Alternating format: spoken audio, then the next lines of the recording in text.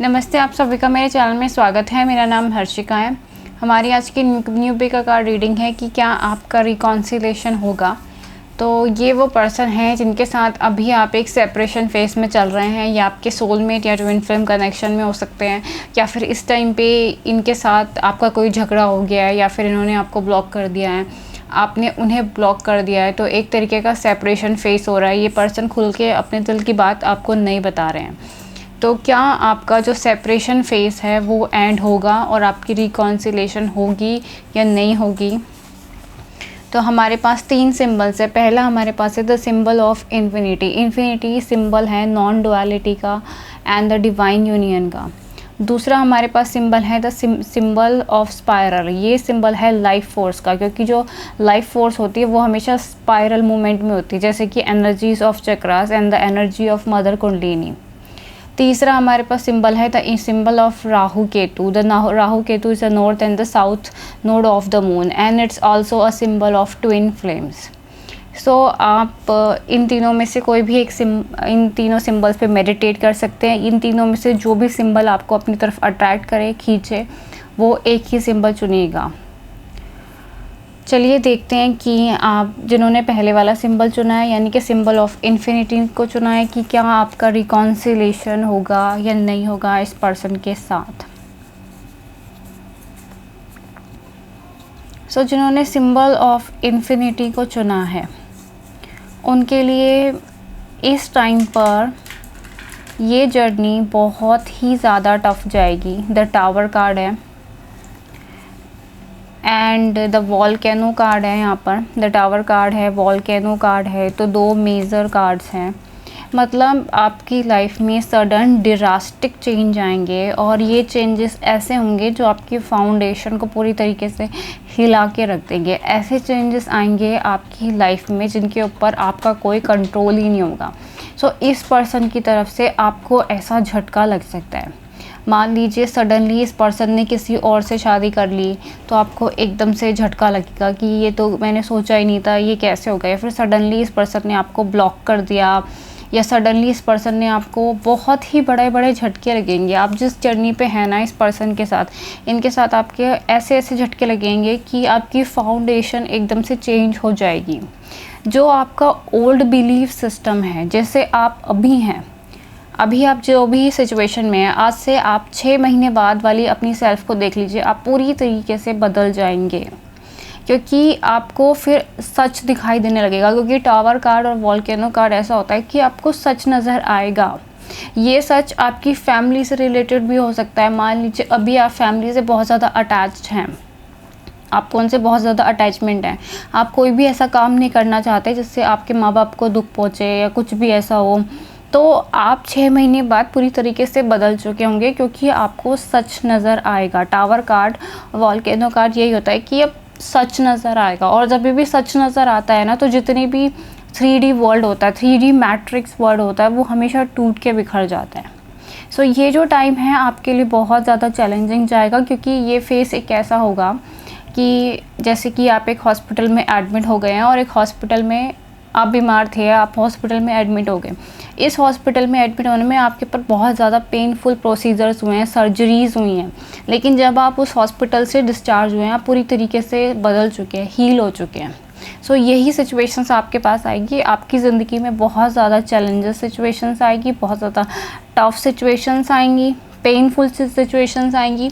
ऐसे चेंजेस आएंगे जिनके ऊपर आपका कुछ भी कंट्रोल नहीं होगा, और आपको अनकंडीशनली सच नज़र आएगा, पूरी तरीके से सच नज़र आएगा, जो आपको पहले कभी भी नज़र नहीं आया। क्योंकि दूसरा जो कार्ड है हमारे पास पैरासाइट कार्ड है। मींस आपकी लाइफ में पैरासाइट्स हैं। ये जो पैरासाइट्स हैं, ये जो पैरासाइट है, ये स्पिरिचुअल पैरासाइट्स भी हो सकते हैं, मे बी कोई एस्ट्रल पैरासाइट हो सकते हैं, कोई इथरिक पैरासाइट्स हो सकते हैं, या फिर ये पैरासाइट उन लोगों के लिए, उन रिलेशनशिप के लिए बोलते हैं जो रिलेशनशिप आपकी ज़िंदगी में चिपके हुए हैं। कोई ऐसे रिलेशनशिप हैं आपकी लाइफ में जो पूरी तरीके से एक पैरासाइट की तरह चिपके हुए हैं, और आपकी एनर्जी ड्रेन करते रहते हैं, आपकी लाइफ फोर्स ड्रेन करते रहते हैं, और इनकी वजह से आप अपने आप को बहुत ज़्यादा फंसा हुआ महसूस करते हैं, बहुत ज़्यादा फंसा हुआ।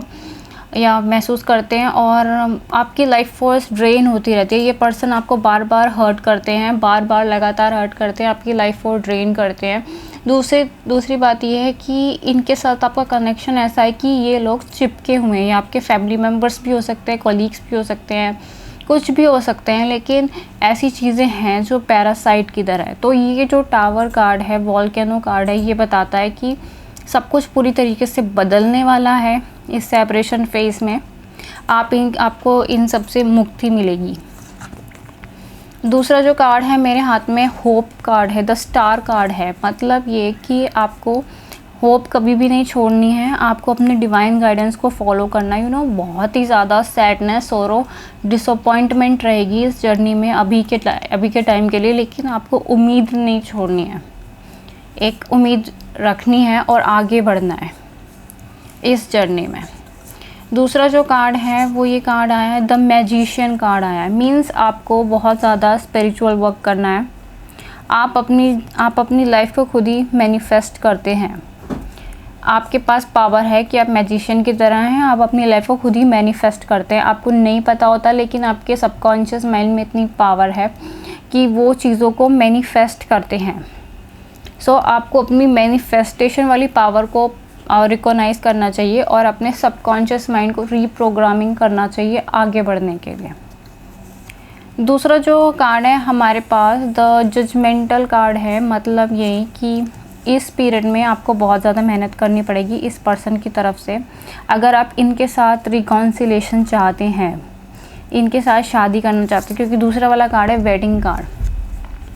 सो अगर आप इस पर्सन के साथ वेडिंग करना चाहते हैं तो आपकी लाइफ में बहुत ज़्यादा चैलेंजिंग सिचुएशंस आएंगी। आपके पास चॉइस होगी, या तो आप गिव अप कर ले और अरेंज मैरिज कर ले, और अगर आपको इसी पर्सन के साथ शादी करनी है तो उसके लिए इस शादी को तो आपको मैनिफेस्ट करना होगा, मेडिटेशन करनी होगी, अपने चक्रास पे वर्क करना पड़ेगा, तब ये पॉजिटिव चेंज आएगा। अपने आप नहीं आएगा। अगर आप बैठ जाएंगे और कुछ नहीं करेंगे तो कुछ भी नहीं होगा। सो आपको बहुत ज़्यादा मेहनत करनी पड़ेगी रिकॉन्सिलेशन के लिए, क्योंकि ये जो जजमेंटल कार्ड वाले चेंजेस आएंगे ये वो वाले चेंजेस होंगे जो आपने मैनिफेस्ट करे, जिनके लिए आप day by day, month by month कोशिश कर रहे हो, मेहनत कर रहे हो, तब आएंगे ये चेंजेस। सो आपकी लाइफ में बहुत सी ऐसी सिचुएशंस आएंगी जिसके अंदर आप फंसा हुआ महसूस करोगे, जिसके अंदर आपको मल्टीपल काम करने पड़ेंगे। मतलब आपको अपने फाइनेंसेस को भी संभालना है, इमोशनल को भी संभालना है, फैमिली लाइफ को भी संभालना है, स्पिरिचुअल पथ को भी संभालना है। सबको संभाल के बैलेंस करके आगे बढ़ना होगा, तब आपकी शादी इस पर्सन से होगी, जो कि बहुत ही मुश्किल है। तब आपका रिकॉन्सिलेशन होगा, लेकिन अगर आप चाहेंगे तो ज़रूर होगा और नहीं करेंगे तो नहीं होगा। दूसरा हमारे पास कार्ड है स्पिरिचुअल मैच्योरिटी कार्ड है। तो जब आप ये सारा वर्क करेंगे, अगर आपने इस जर्नी को चुना और इस पर्सन के साथ रिकॉन्सिलेशन किया, तो आपकी जो पर्सनैलिटी है, ओवरऑल पर्सनैलिटी है, पूरी तरीके से बदल जाएगी। आप स्पिरिचुअली मैच्योर हो जाएंगे, इमोशनली, मेंटली बहुत ही ज़्यादा मैच्योर हो जाएंगे, स्टेबल हो जाएंगे, इमोशनली, मेंटली, फाइनेंशियली स्टेबल हो जाएंगे। तब आपकी इस पर्सन से शादी होगी। सो बी रेडी, क्योंकि आपकी लाइफ में ये जो चेंजेस हैं ये सडन चेंजेस हैं, बाकी के दूसरे चेंजेस हैं उन्हें आप खुद मैनिफेस्ट करेंगे। तो ये थी आपकी रीडिंग जिन्होंने इन्फिनिटी के सिंबल को चुना है। अगर आपको मेरी रीडिंग पसंद आई है तो आप मेरे चैनल को लाइक करें, शेयर करें, सब्सक्राइब करें। Thank you so much for watching. अगर आप पर्सनल रीडिंग लेने में इंटरेस्टेड हैं तो मुझे ईमेल कर सकते हैं। अब देखते हैं जिन्होंने लाइफ फोर्सेस को चुना है उनका रिकॉन्सिलेशन कैसे होगा, कब होगा।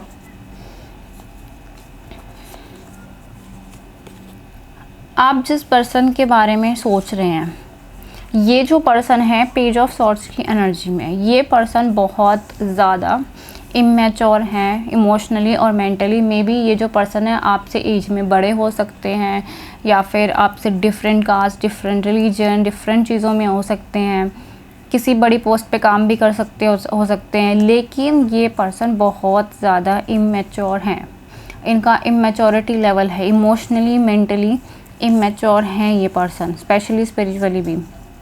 दूसरी बात ये है कि आपकी ज़िंदगी में मैनिपुलेशन है, थर्ड पार्टी सिचुएशन है।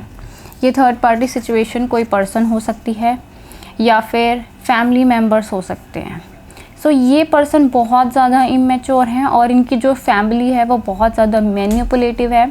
इनकी नार्सिसिस्टिक फैमिली है जो बचपन से ही बहुत ज़्यादा अब्यूज़ करती है और इनके माइंड को वॉश कर देती है और ये उनके मैनिपुलेशन में बड़े आसानी से फंस जाते हैं। ये उसकी फैमिली भी हो सकते हैं, फ्रेंड्स भी हो सकते हैं, कोई भी हो सकता है, वो इन्हें आपके खिलाफ मैनिपुलेट करते हैं और ये इनके मैनिपुलेशन में आ जाते हैं। ये वाला जो कार्ड है वो जनरेशन कर्सेस को भी दिखाता है, क्योंकि ये जो सारे लोग खड़े हुए हैं ये सारे प्रिस्ट हैं, ये सारे फादर हैं, ये रिलीजन के बारे में डिस्कशन कर रहे हैं। तो ये जो कार्ड है वो एंसेस्टर प्रोग्रामिंग्स को दिखाता है, डीएनए प्रोग्रामिंग को, जनरेशन कर्सेस को दिखाता है। अगर आप इनके बारे में जानना चाहते हैं तो आप मेरी वीडियो देख सकते हैं, डीएनए एंड द ट्रांसजनरेशन कर्सेस, आपको समझ में आ जाएगा। तो इन लोगों का मैनिपुलेशन है। और दूसरी बात यह है, स्पिरिचुअल लेवल से आपके ऊपर कर्सेस हैं, ऐसे कर्सेस जो एक से दूसरे जनरेशन पे आए हुए हैं कि आपकी शादी कभी आपके ट्रू लव से नहीं होगी। सो इन सारे कर्सेस को आपको ब्रेक करना होगा, क्योंकि दूसरा जो कार्ड है वो है जस्टिस कार्ड। मीन्स आपको न्याय मिलेगा। No one can stop you, only you are stopping yourself. इस पूरी सिचुएशन को कोई नहीं रोक सकता, आप ही सिचुएशन को रोक रहे हैं, क्योंकि जस्टिस कार्ड है द कार्ड ऑफ कर्मा। अगर रिकॉन्सिलेशन चाहिए तो कर्म करने पड़ेंगे, क्योंकि ये जनरेशन कर्सेस को ब्रेक करने के लिए आपको अपने चक्रास को जागृत करना पड़ेगा, तभी ये कर्सेस टूटेंगे, तभी ये पर्सन इस मैनिपुलेशन से बाहर निकलेंगे और आपका इनके साथ रिकॉन्सिलेशन होगा। राइट नाउ ये पर्सन बहुत ज़्यादा ऑब्सेशन में है, इनको किसी तरीके का ऑब्सेशन हो सकता है। मतलब ये ऐसे पर्सन हैं जो एक ही चीज़ के बारे में बार बार सोचते रहते हैं, ऑब्सेस्ड हैं आपको लेकर। लेकिन दूसरी बात है, इनकी बहुत ही ज़्यादा रनिंग टेंडेंसी है। ये सिचुएशन से दूर भागना ज़्यादा पसंद करते हैं, उन्हें डील करना पसंद नहीं करते। इनकी लाइफ में प्रॉब्लम्स आती है, उन्हें एस्केप करते हैं, सामना नहीं करते। दूसरी बात यह कि आपको इस पर्सन को रिलेटेड बहुत ज़्यादा ऑब्सेशन है। आप कंटिन्यूसली इस पर्सन के बारे में सोचते रहते हैं 24 आवर्स ये पर्सन आपके माइंड में चलते रहते हैं और इन थॉट्स का कोई मतलब ही नहीं है। जब तक आप अपने ऊपर कर्म नहीं करेंगे, फोकस नहीं करेंगे, इन्हीं के बारे में सोचते रहेंगे तो कुछ भी वर्क नहीं होगा। दूसरी बात है कि इस रिलेशनशिप में बोल्ड और इंडिपेंडेंस डिसीजन आपको लेना पड़ेगा। बहुत सारे बोल्ड और इंडिपेंडेंस डिसीजंस इस रिलेशनशिप में आपको लेने पड़ेंगे आगे बढ़ने के लिए।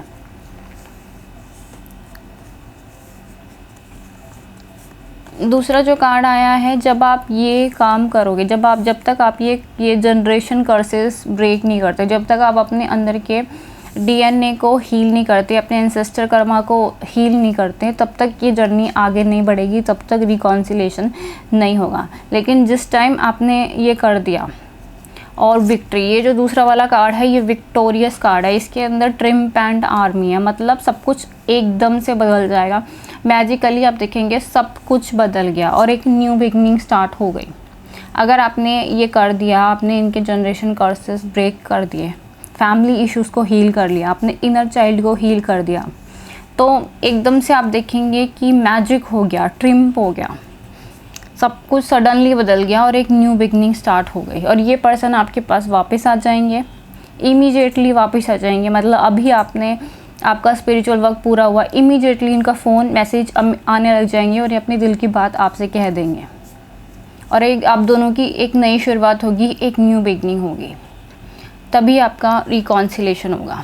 सो ये उनकी रीडिंग थी जिन्होंने ये वाला सिंबल चुना है, the symbol of life forces. अगर आपको मेरी रीडिंग पसंद आई है तो आप मेरे चैनल को लाइक करें, शेयर करें, सब्सक्राइब करें और पर्सनल रीडिंग के लिए आप मुझे ईमेल कर सकते हैं। Thank you so much for watching. अब देखते हैं जिन्होंने तीसरी वाली वीडियो चुनी है, the symbol of Rahu Ketu. आपका इन पर्सन के साथ रिकॉन्सिलेशन होगा या नहीं होगा।